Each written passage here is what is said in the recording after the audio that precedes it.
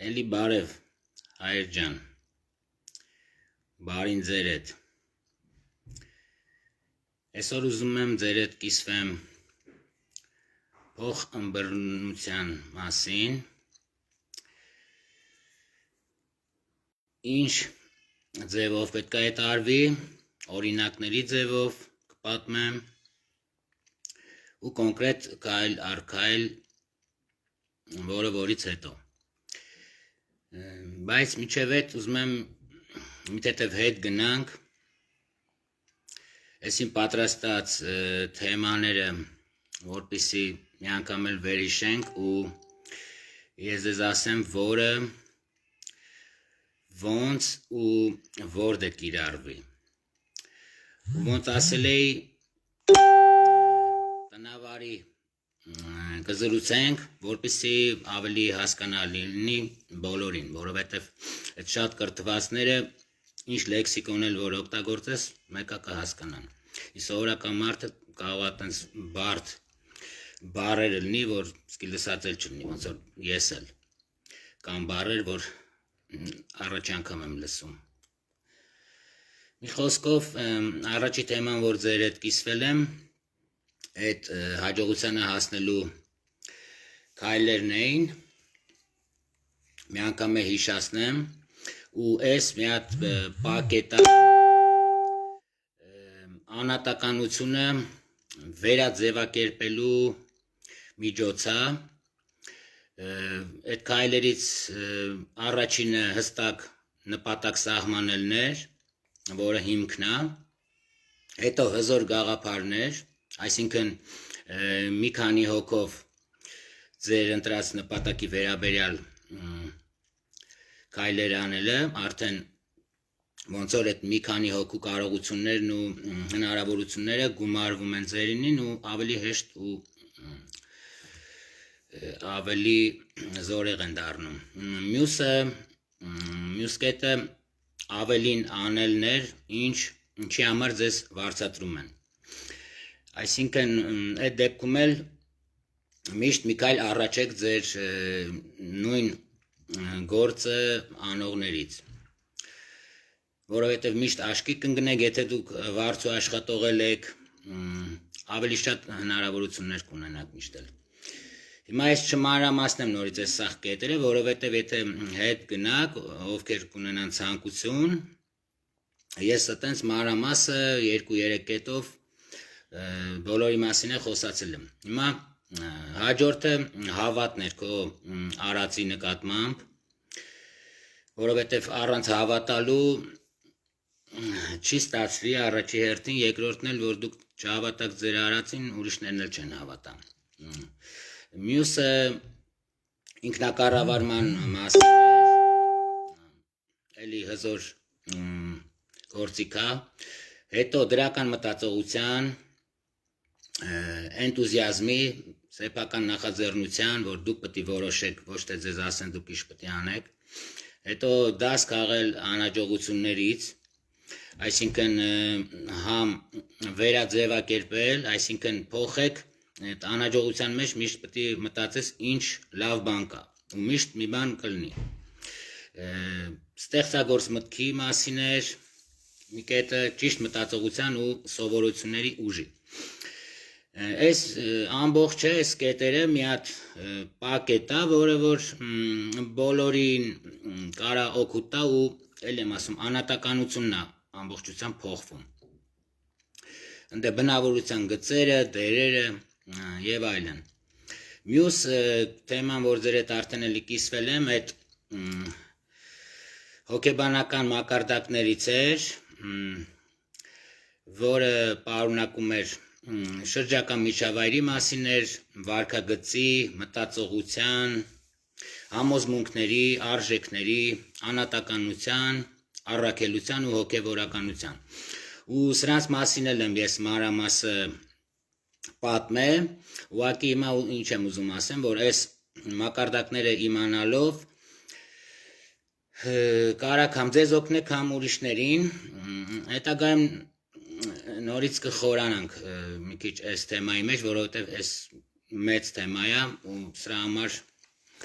շատ ժամանակ է պահանջվում։ Մի երկու բառով ասեմ, որ այս մակարդակները աշխատում են, ասենք, կարճ կապեմ, օրինակ ներքևինը ենթարկվում է վերևինին, ու տենց մինչև վերջ, այսինքն խոսքի օրինակ շրջակա միջավայրն է, ասենք, ու մարմինն է, վարքագիծն է։ Հիմա այս վարքագիծը ենթարկվում է, ասենք, մտածողությանը։ Մի հատ օրինակ բերեմ, տենց կռիսների, առնետների վրա փորձարկումներ են արել ու գցել են լաբիրինտոս, ու երկրորդ անգամ որ գցել են, արդեն այս առնետները արդեն առանց ոչ մի բանի գնացել դուրս են եկել, այսինքն դրանից արդեն սկսել են մարդիկ հասկանալ, որ այս արդեն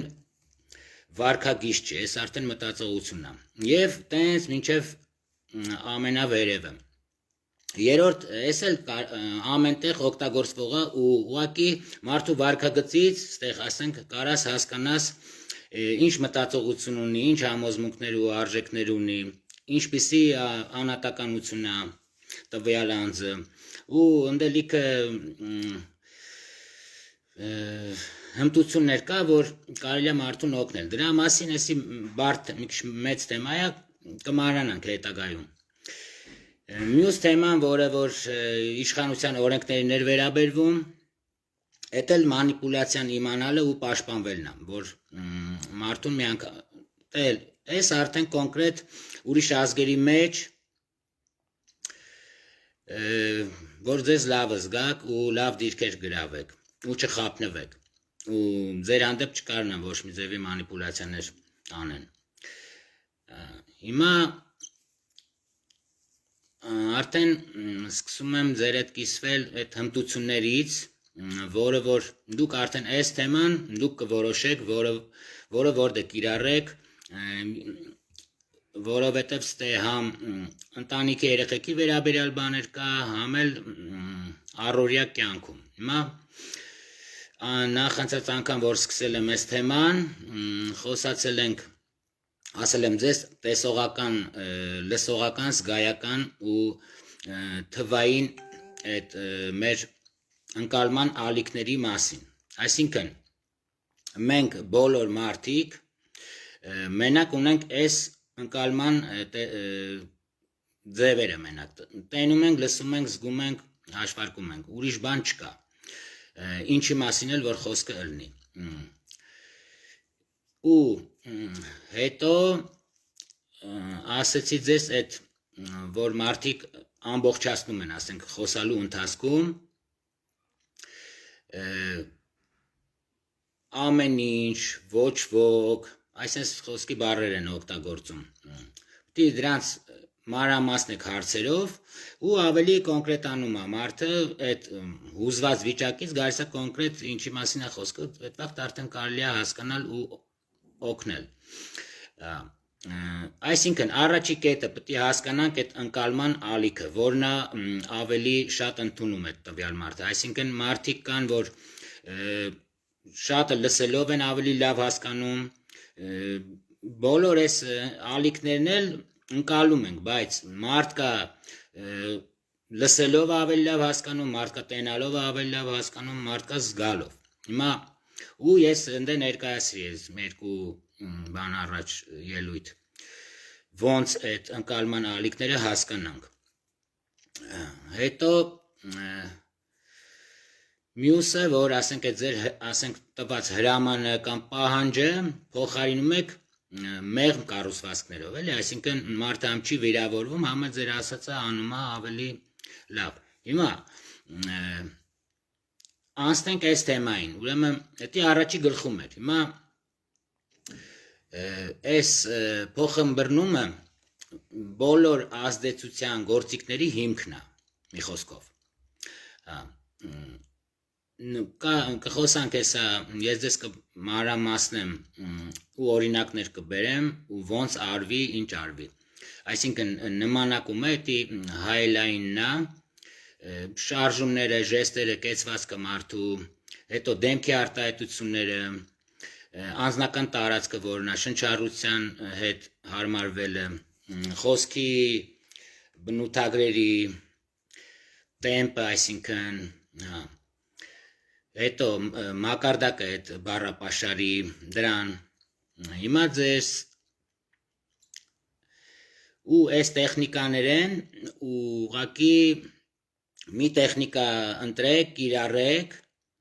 մինչև դառնա այդ ավտոմատ, որ վստահ լինեք, արդեն մյուս տեխնիկային կանցնեք։ Պատմելու եմ ձեզ պարզից բարդ սկզբունքով, այսինքն պարզից բարդանալու է։ Ու ոչ մեկ չի կարա ձեզնից էդի խլի, ինչ էլ կորցնեք, այդ գիտելիքը չի կորի ու ձեր կորացնել այդ գիտելիքով հետ կբերեք։ Հիմա պատկերացրեք երկու հոգի, որ նստած են սրճարանում ու նրանք, ասենք, մի կես ժամ խոսում են, բայց եթե ուշադիր նայեք, կնկատեք, որ մեծ զարմանալի բան, որ նրանք շարժվում են հավասար, համաժամանակյա, ասենք մեկը թեքվում է առաջ, մյուսն էլ առաջ գալի, մեկը վերցնում է բաժակը, մյուսն է կրկնում է նույն ժեստը, մեկը արագ է խոսում, երկրորդն էլ է արագացնում, դա խոսքի տեմպը էլի, նույնիսկ շնչում են նույն ռիթմով, սա պատականություն չի էսի, ուղղակի այս մարդկանց մեջ վստահության փոխըմբռնման խորը, բայց անգիտակից վիճակ է, ու երբեմն զրուցակիցները զգում են յուրահատուկ կապ, ոնց որ նույն ալիքի երկայնության վրա լինեն, հաղորդակցությունը դառնում է ավելի հեշտ, բնական ու հաճելի երկու կողմերի համար էլ, ուրեմն նևրո այդ կենսաբանները հայտնաբերել են, որ հայելային այդ նեյրոնները մարդկանց ուղեղի հատուկ բջիջներ են, որ ակտիվանում են ոչ թե միայն այդ բանի ժամանակ, երբ, ասենք, կատարում ենք ինչ-որ գործողություն, այլ երբ դիտում ենք մյուս անձի նույն գործողությունը կատարելիս ու արձագանքում են այդ դեպքում, ասենք, ոնց է, որ երեխեն հոր կամ մոր նույն ձևով, նույն բառերն է արտասանում կամ նույն ձևերն է անում, ուրախանում ենք, չէ՞, մենք էլ ասենք, որ հենց այդ նեյրոններն են, որ մեզ ստիպում են ակամա կրկնել մեզ դուր եկող մարդկանց շարժումները ու բացատրում է, թե ինչու ենք վարակվում ուրիշների հույզերով։ Նույնը այս մարդիկ ավելի շատ են նեյրոններից ունեն, բայց նույն ձև էլի կապիկի վրա են բանարը, փորձարկե, ասենք բանանը տվել են կերելա, տեսել են ոնց է այդ իր նեյրոնները արձագանքում ու չեն տվել, որ ուտի, ուղղակի ցույց են տվել նույն ձև էլի այդ աշխատել այդ նեյրոնները։ Հիմա այդ կոչվում է ոնց որ ռապորտ էլի, ռուսերեն տենց լեզվով եմ ասում, բայց այս պատահականություն չի, կամ նենց չի, որ մի անգամ լնում է, մի անգամ չի լնում, այս էլ նենց հմտություն է, որ կարելի է սովորել, ավելի էսի ամենակարևոր հաղորդակցության հմտությունն է, այս տեխնիկաները զգացմունքների կառավարման լեզվական մոդելները ու ազդեցության տեխնիկաները ուրեմն գործում են, աշխատում են միայն այն պայմանով, որ քո զրուցակցի մեջ արդեն հաստատվել է բարձրորակ փոխըմբռնում։ Հիմա մեր ժամանակակից այս աշխարհի խնդիրը այն է, որ մարդիկ արդեն ոնց որ մոռացել են ոնց է խորը կապեր հաստատելը իրար հետ։ Ոնց որ մենք ապրում ենք այս թվային հաղորդակցության դարաշրջանում արդեն, որտեղ որ հաղորդակցության մի մասը համակարգչի էկրանների կամ հեռախոսների կամ պլանշետների միջոցով ենք իրար հետ հաղորդակցվում։ Մենք կարող ենք ժամերով, ասենք, մեսենջերով խոսանք, բայց կենթանի խոսակցության վաղ ոնց որ կորենք կամ հարյուրավոր ընկերներ ունենք, ճանաչում ենք այդ սոցիալական ցանցերում, բայց իրական կյանքում ոնց որ միայնակ զգանք մեզ, էլի։ Այս փոխմբռնման հմտությունը մեզ տանում է մինչև հաղորդակցման այդ արմատները ուրիշ մարդու հետ իսկականից խորը կապ հաստատելու կարողությունն է։ Երբ դուք տիրապետեք այս հմտությունը, կնկատեք մեծ դրամատիկ փոփոխություններ կյանքի բոլոր ոլորտներում։ Արդեն երեխեքը կսկսեն ավելի լավ լսել ձեզ, ամուսինները ավելի շատ կվստահեն ձեզ, գործընկերները ավելի պատրաստակամորեն կհամագործակցեն, իսկ ղեկավարությունը ավելի հաճախ կլսի ձեր կարծիքը։ Այս հաշվետվության հիմքում ընկած են հայելային արտացոլման տեխնիկաները։ Ինչ է այս հայելայինը։ Ուրեմն կամ կարելի ասել նմանակումը։ Զրուցակցի շարժումները, ժեստերը, կեցվածքը ու դա արդեն գիտակցված կրկնությունն է։ Բայց ստե կա մի հատ նրբություն։ Ուրեմն կրկնօրինակելուց պետք է նենց անեք, որ բնական լինի ու աննկատ։ Որ մարդը չջոգի, որ դուք նրան արտացոլում եք։ Դիրքի արտացոլումը առաջինը։ Ամենապարզ ու ամենաարդյունավետ տեխնիկան այսի։ Հիշեցնեմ, որ այս տեխնիկաները մի հատ եմ ասում, դուք կորոշեք, որը որտեղ կարելի է բան անել։ Ես կոնկրետ 80% այս ամենը ասում եմ, որ ուրիշ օտար ազգերի հետ շփվելուց օգտագործեք։ Բայց բաներ կա էլ եմ ասում, կետեր կա, որ նորմալ ասենք տունը երեխու հետ կամ կնոջ կամ ամուսնու հետ կամ ընկերոջ կապ չունի, գործի տեղը, լավ, եթե ասենք ում հետ որ զրուցում ես, կես րոպե, մի րոպե անց նստում է աթոռին, ասենք թե, դու էլ նման հանգիստ դիրք ընդունի։ Եթե ինքը հետաքրքրված, ասենք, հետաքրքրությունից դրդված առաջ է գալի, նույնը արեք։ Եթե նա խաչել է ձեռները, կրկնեք ժեստը, բայց ոչ թե մեխանիկորեն, այլ մի թեթև ուշ ու տատանումներով։ Հիմնական կանոնը՝ մի կրկնօրինակեք ճիշտ ու մի արեք երկուսդ միաժամանակ, որ հենց ինքը արեց դու էլ անես։ Դե ստեղծեք տենց շարժումների ընդհանուր օրինաչափություն, ոչ թե դառնաք կենթանի հայլի։ Օրինակ զրուցակիցը աջ ձեռը դնում է սեղանին, մի րոպե հետո էլ դուք ձեր ձախ ձեռը դրեք սեղանին, խաչում է ոտները, ասենք թե մի մոմենտ հետո էլ դուք եք ընդունում նույն ձևի տենց դիրք, բայց այս ժեստերը պահանջում են ավելի նրբանկատ։ Եթե մարդը ակտիվորեն ժեստեր է անում ձեռներով, սկսեք նույնը անել, բայց ձեր սեփական ոճով արդեն։ Եթե ասենք մատով ցույց է տալի ինչ-որ կետ ընդգծելու համար, դուք կարող եք նմանատիպ մատացույց անող շարժում անեք, բայց ձեր ձեռով։ Ասենք եթե շուշուտ տենց դեմքին է կպնում մտածելու ժամանակ, կարող եք դուք էլ, ասենք, ժամանակ առ ժամանակ էլի դիպչել ձեր դեմքին։ Մտորման պահին, ասենք, մտածելու պահերին։ Դեմքի արտահայտությունների արտացոլումը հիմա։ Այսի ամենանուրբ մակարդակն է։ Ստե արդեն դուք կրկնում եք զրուցակիցի հետ դեմքի արտահայտություններով, ասենք ինքը ժպտում է, դու էլ ժպտա, եթե լուրջ է, կենտրոնացած տեսք ունի, ընդունի համապատասխան դեմքի արտահայտություն։ Եթե նա բարձրացնում է հոնքերը, ասենք զարմացած բանից, ասած բանից, նույնը արեք համապատասխան պահին, եթե ասենք ինքն էլ մի բան ասի, անում զարմացակ, էլի, ու նույնը արեք։ Կարևոր կանոն ստե։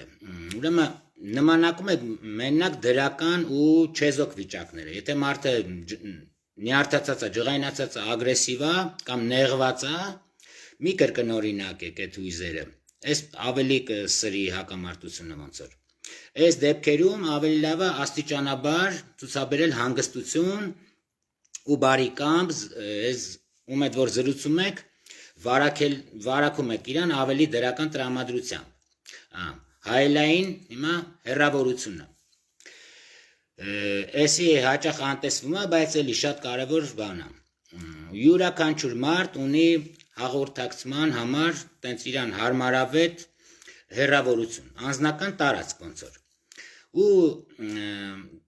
որ խախտում ես այդ անձնական տարածքը, ոնց որ անհարմարություն ես պատճառում մարդուն։ Եթե ասենք ձեր զրուցակիցը ձեզ պահում է ձեռքի երկարությամբ հեռավորության վրա, մի մոտեցեք իրան։ Ընդհակառակը, եթե ավելի մոտ է նստում, մի հեռացեք, քանի որ դա էլ կընկալվի որ մերժման նման։ Եթե մարդը հեռանում է, երբ դուք մոտենում եք նրան, այդ նշանակում է, որ դուք ներխուժել եք իր անձնական տարածքը, ոնց որ։ Դից գաք էլի այդ դեպքում։ Եթե նա մոտենում է ձեզ, դուք էլ կարող կրճատեք հեռավորությունը։ Օրինակ, այդ ասիացիները,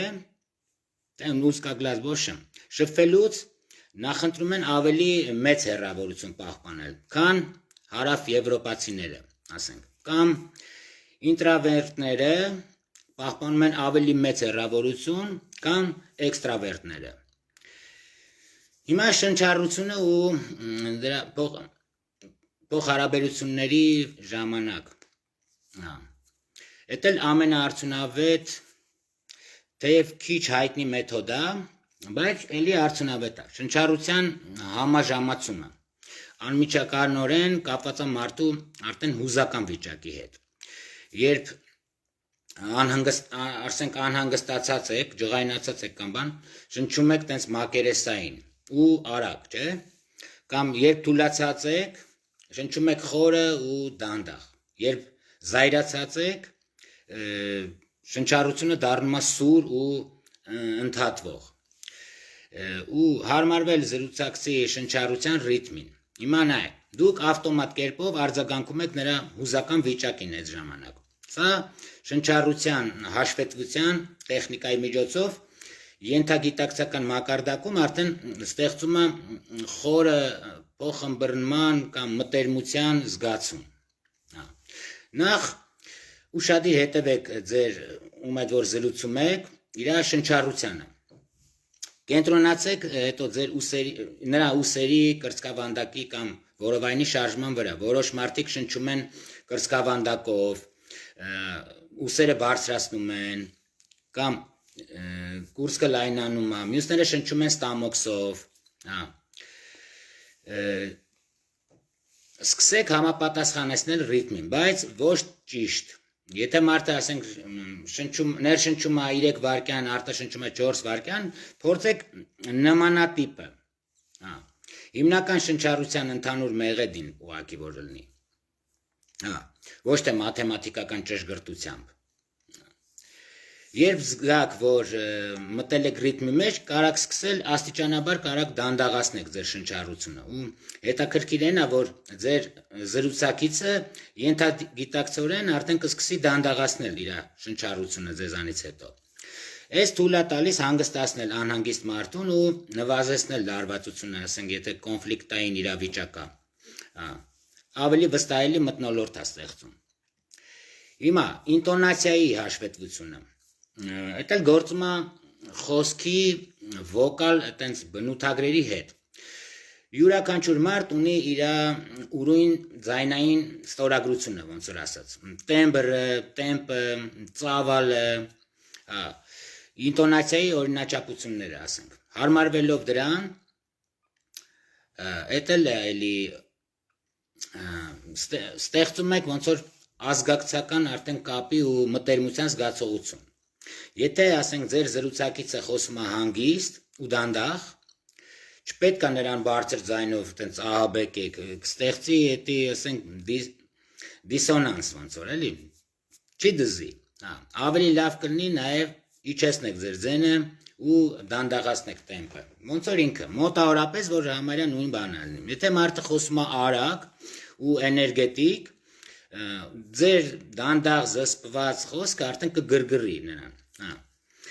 Հատուկ ուշադրություն դարձրեք ձեր ձենին արագացնելուն ու էներգիա հաղորդելուն։ Ուշադրություն դարձրեք ձեր խոսքի մեղեդուն։ Որոշ մարդիկ խոսում են այտենց միապաղաղ առանց որևէ հստակ ինտոնացիոն փոփոխությունների, իսկ մյուսները խոսում են, ասենք, շատ հուզականորեն, ինտոնացիայի հարուստ ձևով։ Իսկ կան մարդիկ էլ, որ ունեն ինչ-որ բնորոշ սովորություն, որ արտահայտության վերջում ձենը բարձրացնում են, ոնց որ ասենք հարց տան քեզ։ Այս հատկանիշներին հարմարվել է հիմա։ Դուք մարդու հետ խոսում եք նրա մայրենի ինտոնացիայի լեզվով այդ ժամանակ։ Բացի ոչ բանավոր ուրիշ արտացոլումներ էլ կան հայելային։ Կա խոսքի մակարդակի հաշվետվություն, որը թույլ է տալիս հարմարվել ձեր բառապաշարին, ձեր զրուցակցի։ Հիմա զրուցակցի մտքերի արտահայտման եղանակը ու բնորոշ խոսքի օրինաչափությունները։ Նրա բառապաշարին հարմարեցնելը նշանակում է օգտագործել նույն տերմինները ու արտահայտությունները, ինչը որ ձեր զրուցակիցը։ Եթե ասենք տեխնիկը խոսում է իր մասնագիտական լեզվով, մի փորձեք նրա խոսքերը թարգմանել առօրյա լեզվով։ Օգտագործեք նրա տերմինաբանությունը։ Եթե մարդը խոսում է պարզ առօրյա լեզվով, մի ծանրաբեռնեք նրան տենց բարդ հասկացություններով։ Այս հատկապես կարևոր է ծրագրավորողի հետ ու սոցիալական տենց շերտերի մարդկանց հետ շփվելիս իրանց հետ քննարկեք սխալներն ու առանձնահատկությունները, ասենք։ Բժշկի հետ իր ախտանիշներն ու ախտորոշումները, փաստաբանի հետ նախադեպերը կամ կանոնակարգերի վերաբերյալ, այս որ տպավորություն թողեք, էլի։ Այսի ոնց որ զրուցակցի մասնագիտական աշխարհայացքի նկատմամբ ոնց որ հարգանքի դրսևորում լինի։ Խոսքի բարդությանը համապատասխան կառուցումը ոչ պակաս կարևոր է։ Ասենք որոշ մարդիկ խոսում են բարդ, տենց ընդարձակ նախադասություններով, բազմաթիվ ենթակա կապերով։ Մյուսները նախընտրում են կարճ, կտրած տենց արտահայտություններ, մյուսները փոխաբերական համեմատություններ ու փոխաբերություններ են անում։ Կան մարդիկ էլ, որ խոսում են չոր տեղին։ Եթե ձեր զրուցակիցը, ասենք, խոսքի օրինակ մտավորական է, որը տենց կառուցում է երկար խճճված արտահայտություններ, դուք չպետք է պատասխանեք միավանք բառերով։ Ավելի լավ է օգտագործեք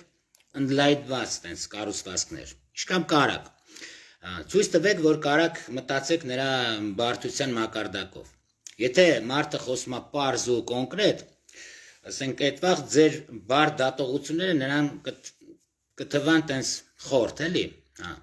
Ու խոսքի հուզականությունը, կառուցվածքից հեռու մղելը նպաստում է զգայական մակարդակում ռեզոնանս ստեղծելուն։ Արտահայտիչ մարդիկ օգտագործում են բազմաթիվ հուզականորեն, ասենք, լիցքավորված բառեր, խոսքի զարմանալիորեն, սարսափելիորեն, հոյակապ, սարսափելիորեն զուսպ։ Մարդիկ ընտրում են, մարդիկ կան չեզոք բառապաշար են ընտրում։ Ասենք օրինակ կան լավ վատ, հետաքրքիր, խնդրահարույց, հարմարվողական զրուցակցի հուզական տոնին։ Հիմա դուք ցույց եք տալի, որ գտնվում եք նույն հուզական տիրույթում։ Այս ստեղծում է փոխըմբռնման ու մտերմության զգացողություն։ Հիշեք, նուրբ կարգավորումը չի նշանակում ճշգրիտ պատճեհանում։ Ձեր նպատակը ներդաշնակություն ստեղծելն է, այլ ոչ թե արձագանք դառնալը։ Ու հիմա զեկույցի օգտագործումը, օրինակներ բերեմ։ Երկու ջահել դեռահասների մայր բողոքում էր, որ իր երեխեքը չեն լսում իրան։ Նրա 15-ամյա տղեն ամբողջ օրը կոմպյուտերի խաղեր էր խաղում ու երբ նրան խնդրում էին օգնել տունը, ասենք ինչ-որ մի բանով, պատասխանում էր միավանք բառերով կամ ընդհանրապես անտեսում էր։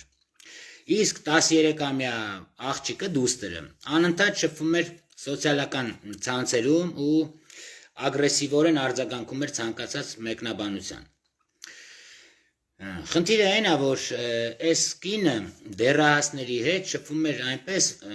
ինչպես փոքր երեխեքի հետ։ Նա դասավանդելու համար օգտագործում էր վերևից եկած մեծահասակների լեզու։ Ու պատասխանատվության ու պարտականության մասին էր խոսում։ Առանց փորձելու հասկանալ իր երեխեքի ներաշխարհը։ Առաջին բանը, որ փոխեց,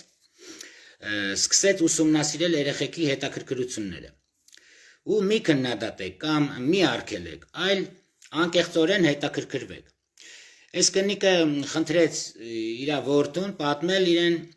այն խաղի մասին, որը նա խաղում է։ Ու սովորեց տենց հիմնական տերմինները ու սկսեց հասկանալ խաղի մեխանիկան։ Իսկ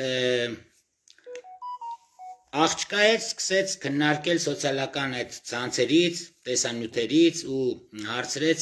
ասենք այդ բլոգերների մասին, որոնց որ այդ աղջիկը դիտում է։ Հետո սկսեց դեռահասների լեզվով խոսել իր երեխեքի հետ։ Հիմա ասենք դու պետք է մաքրես սենյակը, դրա տեղը սկսեց ասել հիանալի կլինի, եթե սենյակը կոկիկ լինի։ Մյուս անգամ, որ պետք է ասում էր առաջ տեղդ նստիր անմիջապես տնային աշխատանքները տանելու, հիմա արդեն ասեց գուցե ժամանակն է տնային աշխատանքը անելու։ Ու նա սկսեց ավելի կարճ խոսել, ավելի զգացմունքային, օգտագործելով այդ ջահելների, դեռահասների բառապաշարից բառեր։ Արդյունքում սպասումները գերազանցեցին։ Մի ամիս հետո երեխեքը արդեն սկսեցին օգնություն առաջարկել, կիսվել խնդիրներով, խորհուրդ հարցնել։ Ընտանիքի մթնոլորտը կտրուկ փոխվավ։ Անընդհատ հակամարտությունների փոխարեն արդեն լրիվ մթնոլորտը փոխվավ ոնց որ պետքն է։ Հիմա մի հատ ուրիշ օրինակ բերեմ։ Մի վաճառքի մենեջեր չէր կարողանում համաձայնության գալ մի հատ խոշոր հաճախորդի հետ։ Ուրեմն պրոդյուսերական ընկերության հետ բանակցությունները ընթանում են արդեն 3 ամիս։ Բանը երբեք չի հասնում պայմանագիրը ստորագրելուն։ Այս հաճախորդը անընդհատ նոր առարկություններ է գտնում ու խնդրում է լրացուցիչ պայմաններ ու ժամանակ է վատնվում։ Խնդիրը այն էր, որ այդ ղեկավարի ոճը անհամատեղելի էր երիտասարդ էներգետիկ էքստրավերտի ոճի հետ։ Նա խոսում էր արագ, հուզականորեն, ակտիվորեն, ժեստեր էր անում, օգտագործում էր նորաձև գործնական տերմիններ։ Իսկ այս մարդը հին դպրոցի փորձառու առաջնորդ էր, որը նախընտրում էր մանրամասը, հանգիստ զրույցներ։ Հաջորդ հանդիպմանը կոնկրետ թվեր ու ապացուցված լուծումներ ներկայացնելով մեր հերոսը արմատապես արդեն փոխեց իր մոտեցումը։ Նա դանդաղացրեց իր խոսքի տեմպը, հեռացրեց այդ հուզական բացականչությունները, ավելի ստատիկ դիրք ընդունեց ու սկսեց խոսել հուսալեության մասին։ Նորարարական լուծումների ու առաջընթաց տեխնոլոգիաների փոխարեն շքեղ տենց ներկայացումների փոխարեն նա ցույց տվեց հաշվարկներով մանրամաս աղյուսակներ ու բերեց նմանատիպ ձեռնարկություններում հաջող իրականացման օրինակները։ Ավելին, մենեջերը սկսեց ընդօրինակել հաճախորդի պարզաբանող հարցեր տալու ձևը ու նրա տետրում նշումներ անելու սովորությունը ու հանգիստ ողջամիտ ինտոնացիան։ Նա նույնիսկ ավելի պահպանողական էր հագնվում։ Նորաձև վերնաշապիկների փոխարեն դասական կոստյումի ազդեցությունը անմիջապես եղավ։ Հաճախորդը նկատելիորեն թուլացավ, ավելի բաց դառավ ու սկսեց կիսվել իր իրական կարիքներով։ Նրանք պայմանագիրը ստորագրեցին հաջորդ հանդիպման ժամանակ։ Հակամարտությունների կառավարումը հատկապես կարևոր է կոնֆլիկտային իրավիճակներում։ Երբ մարդը զայրացած է, վրդովված կամ ստրեսի մեջ է ու սովորական հաղորդակցման տեխնիկան չի աշխատում, զգացմունքները խոչընդոտում են տրամաբանությունը այդ վաղ ու ցանկացած ռացիոնալ փաստարկ ընկալվում է որպես հարձակում։ Մի կին աշխատում էր բանկի հաճախորդների սպասարկման բաժնում ու պարբերաբար հանդիպում էր դժգոհ հաճախորդների։ Ամենադժվար դեպքերից մեկը ուրեմն մի տարեց տղամարդու դեպքն էր, որի քարտը արգելափակվել էր կասկածելի գործակների պատճառով։ Ու նա մեղադրում էր բանկին մեքենայության մեջ եւ պահանջում էր անհապաղ լուծել իր խնդիրը։ Նրա առաջին ազդակը անվտանգության կանոնները բացատրելն ու բացման ընթացակարգերի մասին խոսալն էր, բայց նա հասկացավ, որ գտնվում է շատ հուզական վիճակում։ Հիմա հաճախորդը դա չի լսելու։ Փոխարենը նա սկսեց էմոցիոնալ,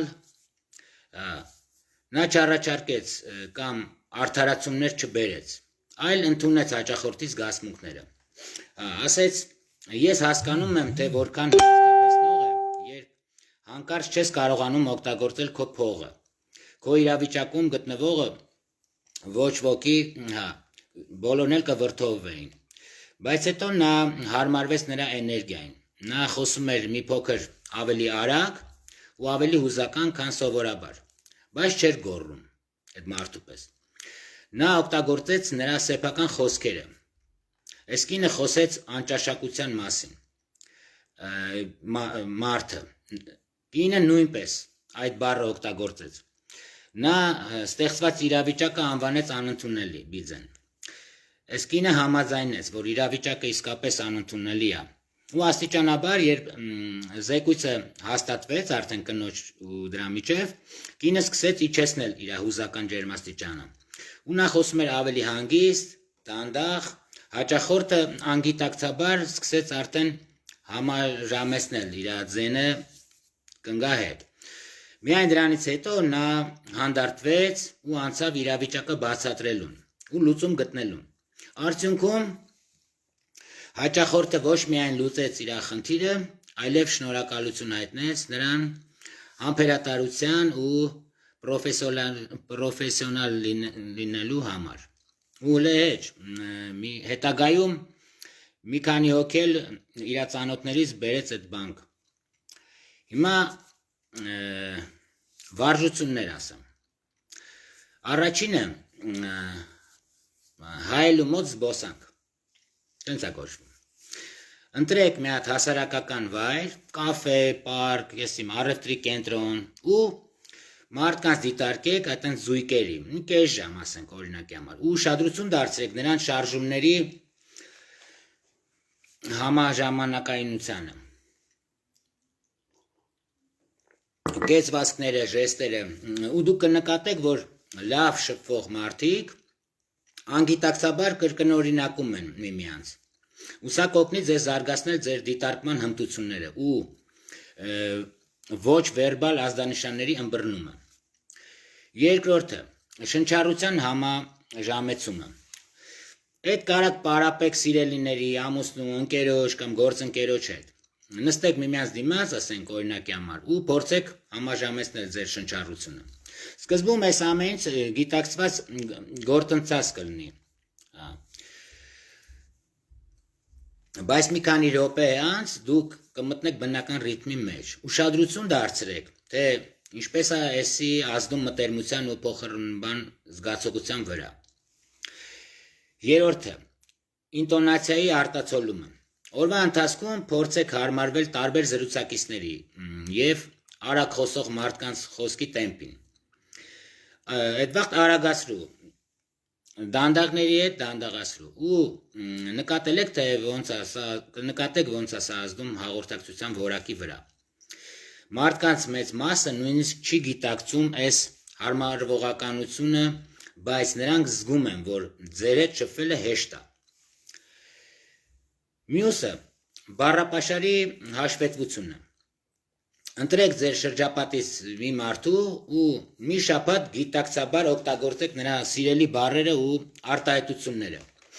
Եթե նա հաճախ ասում է, ասենք հիանալի, ասա այդ բառը։ Եթե նա նախընտրում է հրաշալի, ասա հրաշալի։ Ու նկատեք, թե ոնց է այսի ազդում հարաբերությունների վրա։ 5-րդը փորձեք միաժամանակ օգտագործել բոլոր հաշվետվության մեթոդները մեկ զրույցի ընթացքում։ Բայց սկզբից ասում եմ մոտիկ մարդկանց մեջ, որպեսզի բան չլինի, կամ եթե ուրիշների հետ մի տեխնիկան կիրառեք, մինչև դառնա արդեն ավտոմատ, հետո նոր որ վստահանեք, կանցնեք մյուսին։ Հիմա կեցվածքի հայելային արտացոլումը, շնչառության կարգավորումը, ինտոնացիաների պատճեհանումը, զրուցակցի խոսքերի օգտագործումը։ Սկսեք մտերիմ մարդկանցից, որովհետև հիմարները կքննադատեն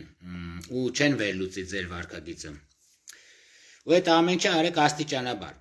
Անցեք ավելի, որ արդեն կլինեք վստահ, կարակ անցնեք ավելի պաշտոնական հաղորդակցության։ 6-րդը հաշվետվությունը հաստատեք հարաբերություններ ձեր զրուցակցի հետ, ապա կտրուկ փոխեք ձեր կեցվածքը։ Խոսքի տեմպը կամ ինտոնացիան։ Սկզբից հարմարվում եք, ոնց որ բանը, բայց փոխեք հետո ինտոնացիան։ Ու կնայեք, թե ինչպես է մարդը արձագանքում հարաբերությունների խզմանը, ոնց որ ինքը զգա, որ մի բան նենց չի։ Ու սովորաբար անհարմարություն է առաջացնում։ Ու առաջանում է ներդաշնակությունը վերականգնելու ցանկություն դիմացինի մոտ։ Ու սա կօգնի ձեզ հասկանալ, թե որքանով է հաշվետվությունը ազդում հաղորդակցության որակի վրա։ Ու հիշեք, որ հաշվետվությունը մանիպուլյացիա չի, այլ հաղորդակցության մեջ ներդաշնակություն ստեղծելու արվեստ է։ Ձեր նպատակը զրուցակցին զոմբիացնելը չի, այլ հարմարավետ մթնոլորտ ստեղծելն է, որը դուք երկուսդ էլ ընդունված եք համարում։ Ճշմարիտ հաշվետվությունը միշտ փոխադարձ է։ Դուք ոչ միայն հարմարվում եք մյուս մարդուն, այլև թույլ եք տալիս նրան հարմարվել ձեզ։ Հաշվետվությունների տեխնիկայի տիրապետումը ձեզ հզոր գործիք կտա ձեր բոլոր հարաբերությունները բարելավելու համար։ Բայց սա միայն սկիզբն է հələ։ Մյուս անգամ մենք ուսումնասիրենք, թե ինչպես օգտագործել լավ հարցերի ու վերաձևակերպումների ուժը, հակամարտությունները լուծելու ու նոր հնարավորություններ բացելու համար։ Հիմա այս ինչը որ արդեն այսօրվանից սկսում եմ ձեր հետ կիսվել, դուք ինքներդ կարաք զգաք, որը որտեղ կիրառեք։ Հայեր ջան, նես որ ձեզ լավոր եմ ցանկանում, այսօր այսքանն էի ձեր համար պատրաստել։ Մինչև կիրակի օր ունեմ, կաշխատեմ ինչքան հնարավոր է շատ գլուխներ ձեր համար պատմեմ ու իրար հետ հասկանանք, որը ոնց անենք ու ոնց է դա աշխատում։ Լավ մնացեք, ցավները տանեմ։ Բարին ձեր հետ։